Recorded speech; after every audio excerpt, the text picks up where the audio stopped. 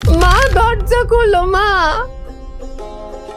আর কোনো সারা শব্দ পাইলাম না, কোনো সারা শব্দ পাইলাম না।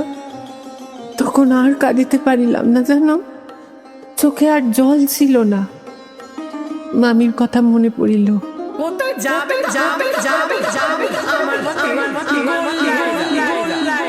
আমি ফিরিলাম, দেখি তখনও সে দাঁড়াইয়া আছে, আর ঠিক তেমন করিয়াই চাহিয়া আছে। আমি আমি হো হো করিয়া হাসিয়া বলিলাম,